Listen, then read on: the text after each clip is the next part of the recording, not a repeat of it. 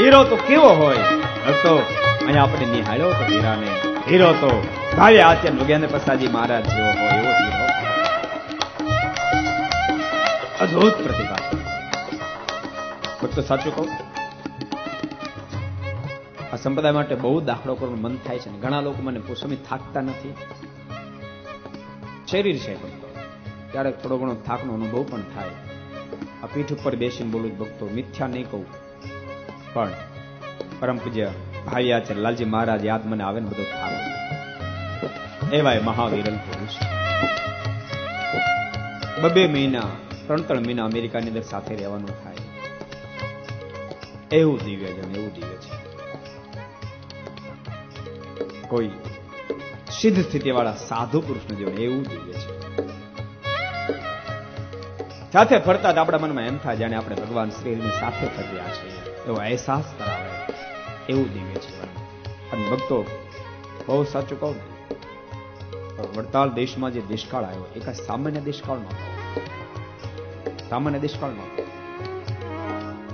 અને યાદ રાખજો, આટલા ભયંકર દુષ્કાળની સામે આપણે જજુમી શક્યા હોઈએ. હજારો લાખો ભક્તો જજુમ્યા હોય, સંતો જજુમી શક્યા હોય, તો મહાપ્રતાપી ભાવી આચાર્ય લાલજી મહારાજની સામે જોઈ જોઈને જજુમ્યા છે. આદર જોઈ જોઈને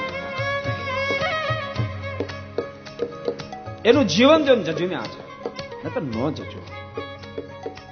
સેનાપતિને આધારે બાપ સૈન્ય લડતું હોય, સેનાપતિને આધારે લડતું હોય, વેરી ઘાવ વખાડાઈ પડ્યો. અદભુત.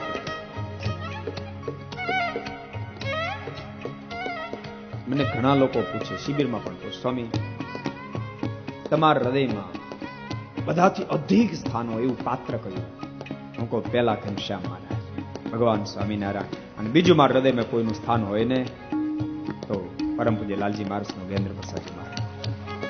એ સ્થાન કોઈ પણ સંજોગમ નીકળે અમે ગમે તેવો દેશકાળ આવે, પોસાય તેવો દેશકાળ આવે, એ સ્થાન મારા હૃદયમાંથી ન આવે. ત્યાં સુધી કહું, એટલું બધું હૃદયની અંદર એ સ્થાન મારું ધરબાયેલું છે.